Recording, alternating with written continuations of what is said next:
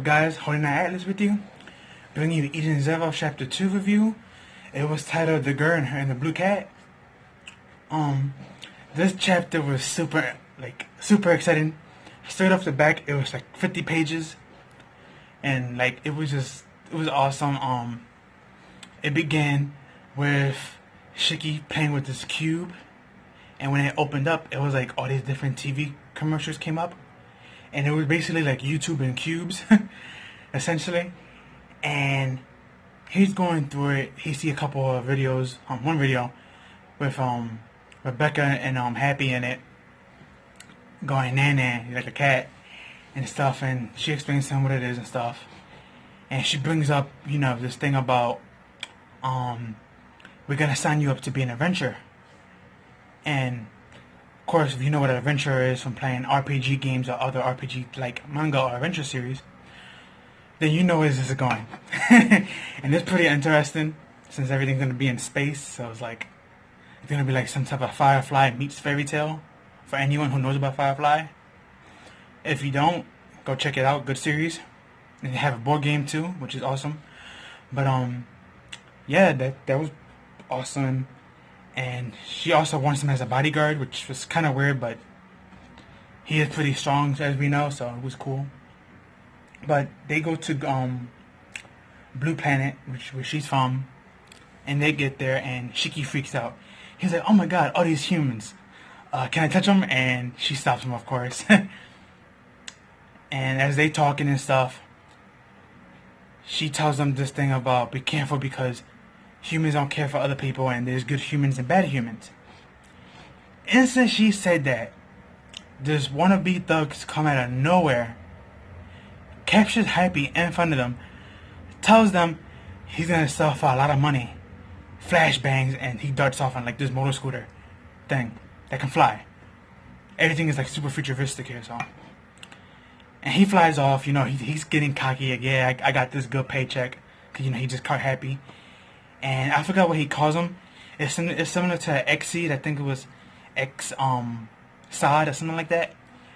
And he gets like super cocky that he's getting away. Until he looks behind him.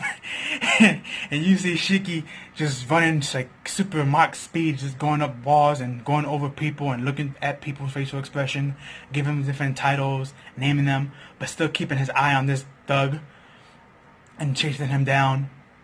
Until he finally he finally grabs him by the back of his seat with his scooter, and he does something called gravity throw, and he slams the motorcycle all the way to the ground, breaking it, causing this huge commotion.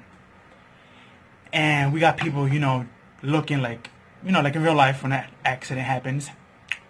But this is when we get a cameo shot of 4 characters from Fairy Tail. We get Max.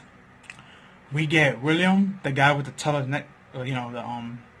telepath powers. I believe it's William, if I'm not mistaken, or Will. You get Lyri. So that was awesome. I was happy seeing her. And then you get the other guy from Lyri's team, the dude who has sees magic, but then later on he got from super skinny to super big. So those are the 4 characters you see in one little small panel, just looking, being like, what happened? It was a quick cameo, but it was awesome. Then the guy, the thug, gets up. He takes out a gun and he just started shooting at people just randomly to scare them off. And then out of nowhere, his boss comes out with the rest of the gang. And he shows his boss, "Hey, look, I got a paycheck here. They succeed. We get sent for a lot of money, blah, blah, blah, etc., etc." But then he tells them, "Oh, we also have a problem. These guys are chasing me. This guy is chasing me," and when they look, he's just Shiki at that moment for himself. Rebecca hasn't not caught up yet. And they, exchanging of words happens between them, and Shiki does this weird thing where he gravity slides. It's like he's in a baseball stance when they slide, but he's not moving himself. He's controlling the gravity to move him. So it looks like some type of snake slide, like something you expect from Orochimaru from Naruto to do, which is weird, but it was pretty awesome how he did it. And while he's sliding through them, he's knocking them down and stuff. Then we get this flashback of Rebecca and Happy. And we find out that Happy and Rebecca were both orphaned. They were just thrown in the street and forgotten until they met each other. And then Rebecca, we get back to Shiki, still fighting. Then Rebecca finally gets there. And she's like, don't you touch my friend. And, after all this conflict between them, we get this other flashback where, like, Happy supposedly gets hit by a car and dies, which is kind of weird. And when she gets Happy back, she has, like, this weird, like, grin on her face. And then she's like, I forgot what she says specifically, depending on one translation. But I think she said something along the lines of, let's get wild, or let's show them our power, something like that. And out of nowhere, the biggest plot, I can't say the biggest plot twist because this is only 2 chapters in so far, but one of the biggest, like, surprises happens. Happy goes from regular blue cute cat to double-edged blue guns. He goes from cat to robotic weapons instantly. And I'm like, whoa. Is this transformation magic? Or is this, like, technology version of it or something? But later on we get the flashback that when Happy got hit by a car, he died, supposedly. But was brought back as a robotic cat. And Rebecca hugs him and she says, Happy is still happy, you're still my friend. We had that sentimental moment between them, which is awesome. And we also get to see in her flashback that the guy who looks like Gildarts, but like he got Gildart's body, but he looks like Makarov's, like he could be a fusion with the robotic arm and the white gray hair that we saw him in the cover page of last chapter. He was actually in Rebecca's flashback. So most likely it was him who was the doctor who did it to Happy and brought him back as a robotic cat. But yeah, that was super interesting. And she was just going ham on these guys. Just shooting them up, lighting them up, everything. Like, they couldn't do nothing to her. Even the boss who pulled out a machine gun was trying to shoot her down. And Shiki grabbed her and started floating upwards with her. And told her, hey, this is the best position to aim. And she just finished them all off. And all her shots were critical headshots. She got nothing but headshots. Like, if you playing Call of Duty, Rebecca is your girl to go to. But yeah, she was just awesome. Like, this chapter, and Rebecca already is surpassing Ellie and Lucy from Fairy Tail and, like, Rave Master. Like, she's like a fusion of both of them, but better. Like, and Happy, we thought he was just gonna be a cute, useless mascot, and he turned out to be like this dual blade guns of, like, destruction. So they're already being better than anything. And Shiki, he was kind of technically OP from the beginning with that gravity control stuff, so, which is technology so far. We haven't seen magic. Everything's been technology, so I guess Hero's gonna keep this technology base. Maybe later on we get like Kai or magic based stuff, but for now it's like everything's technology, so.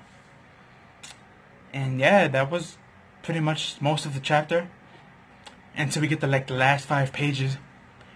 And there's a special character looking for Shiki. And this special character is called Elsie Crimson. She's a space pirate, and basically it's Ezra from Fairy Tail. She has an eye patch on her right side, and she has a pirate thing on with the crimson symbol, but technically that's who it is. It's Ezra. Instead of Ezra Scarlet, is Elsie Crimson. But that's technically who it is. And she has armor on, but we didn't get to see it. But she's carrying her sword like this, with her hand on top of the hilt, just standing straight. And she's looking for Shiki, my fault. And it's interesting to see that she knows of him. You know, she knows about the robotic planet. She knows that he was the grandson of the Demon King and the Robot Island. She knows a lot about Shiki. So it's weird for a space pirate to know all this. So either they blood related, or maybe Shiki's parents were pirates, but they couldn't take care of him because they were pirates, so they abandoned him with the Demon King. Maybe that's how she knows of him. But yeah, it was, man, this chapter was 50 pages of awesomeness, I have to admit. Like, I liked the first chapter a lot. It was 80 pages worth of good, quality Hiro Mashima stuff, but this chapter actually progressed character development, the story, the main themes, and all that. Not to mention, we get to see that goddess, robotic goddess, in the beginning of the chapter. She also knows about Shiki, and she also states, will he be the hero of this universe or the villain? So, yeah, I mean, he has a goddess and a pirate that knows of him, so that's pretty interesting and weird at the same time. But yeah, this chapter was just awesome. That's all I can really say. I got really no criticism, especially since it was more about Rebecca and Happy than it was about Shiki. Shiki had a couple of moments here and there, and he was name dropped, but what really made the chapters were the female characters. The new Ezra, which is Elsie, the robotic goddess, which we did not get her name dropped, but we did get to see her. And we know the dragon from last chapter was the one who told her about Shiki and going off on his adventure. And we got Rebecca and Happy stuff, so yeah, I mean, I know there's going to be a whole bunch of people hating on Hiro's new work because of all the friendship speech, but let's be honest, friendship speeches is usually mentioned a lot in anime, since shonen is meant for kids of young age through teenage years, and by then that's usually when you meeting your friends, or you really have friends that you grew up with as a kid, say teenage years. So I mean, people think they're overreacting. I know Fairy Tail did it in a cheesy way, but at least it made sense. And so far, this is just only 2 chapters, and friendship has been mentioned a lot, yes, but it hasn't been used for no power-ups or whatever. It's just been used for encouragement, which is fine, because it happens in real life in other mangas as well, so I don't find that a big deal yet, but again, we're only 2 chapters in, so let's see what happens. And yeah, this chapter, man, 5 out of 5, man. It was beautiful. Can't wait for next chapter.